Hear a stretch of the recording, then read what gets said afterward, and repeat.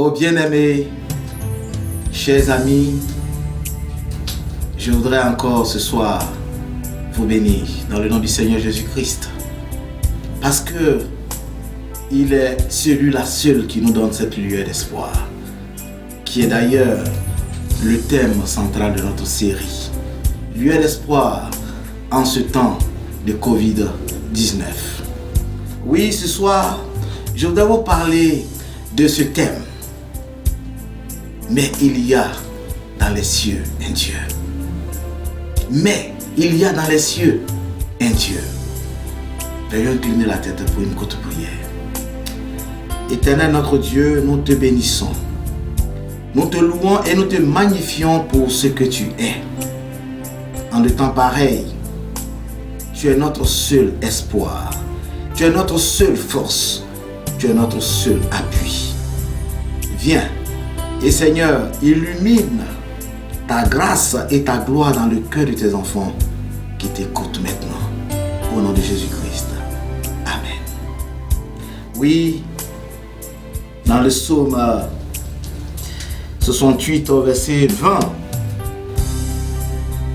il nous est dit clairement que Dieu est pour nous le Dieu des délivrances. Oui, c'est le Dieu qui nous garantit de la mort. Il est le Dieu des délivrances. Je voudrais m'appuyer sur une histoire qui s'est passée 600 ans avant notre ère, au temps du prophète Daniel. Daniel et ses compagnons ont été enlevés lors de l'invasion du royaume de Babylone en Israël.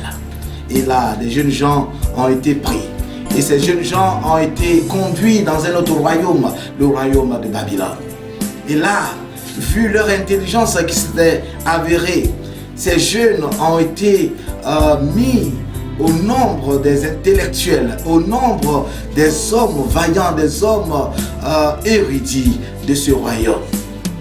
Une nuit, alors que le roi Nebuchadnezzar, pour certaines versions, Nabuchodonosor, était sur sa couche, il eut une vision. À son réveil, il fut troublé. Troublé parce que il a perdu même cette vision. Il a oublié cette vision. Alors, le roi fit appel à toute l'intelligentsia de son royaume. La Bible nous dit que le roi fit appeler les astrologues, il fit appeler les chaldéens, il fit appeler les magiciens, oui, tout ce qu'il avait comme puissance intellectuelle, mentale dans son royaume. Malheureusement, aucun d'eux ne put satisfaire le roi.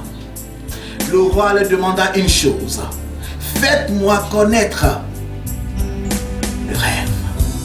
Ensuite, vous me donnerez l'explication. Et ces hommes de dire au roi: ce que vous demandez est impossible aux hommes. Roi, dites-nous votre rêve et nous vous donnerons l'explication. Et le roi entra dans une fureur. Alors, le roi décida de mettre tout ce monde à mort. Oui, l'électricité était dans l'air. C'était difficile. Tous ces gens, et vous savez, la puissance de ces rois d'antan, quand ils disent quelque chose, ils étaient considérés comme des dieux et leurs vœux, leur volonté était exécutée. Alors, la Bible nous dit qu'on chercha Daniel pour le faire périr. Alors Daniel dit à Joc: mais pourquoi cette sentence du roi est si difficile? Mais je voudrais te faire une doléance. Demande au roi de nous accorder un jour. Et la Bible nous dit que Daniel courut et alla voir ses amis. Et il les implora de chercher la face de Dieu, de chercher la miséricorde du Dieu très haut. Et ces jeunes gens se mirent à prier. Et alors, le mystère fut révélée à Daniel. La vision du roi fut révélée à Daniel. Et lorsque Daniel fut amené devant le roi lui posa cette question: Daniel, es-tu capable de me révéler mon rêve, mon songe? Et Daniel répondit: Ô roi, je ne suis pas capable. Ce que vous demandez est impossible aux hommes. Ce n'est pas moi. Daniel s'efface et Daniel attire l'attention du roi vers ce Dieu que j'appelle le Dieu des délivrances.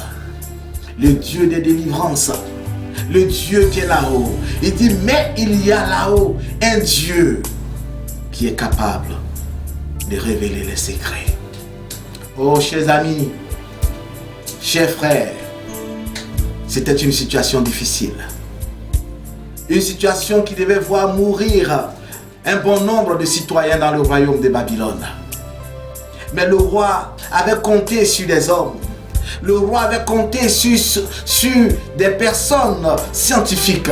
Le roi avait compté sur des chercheurs. Le roi avait compté sur des gens qui prétendaient connaître l'avenir. Mais ils n'ont pas pu disséquer, connaître cette vision. Et le roi a décidé de le faire périr. Mais Daniel lui recourt à Dieu. Daniel, dans cette situation difficile comme celle que nous vivons aujourd'hui, où toutes les nations font appel à leurs grands docteurs, à leurs grands chercheurs, à leurs grands scientifiques, Daniel n'avait pas compté sur son intelligence.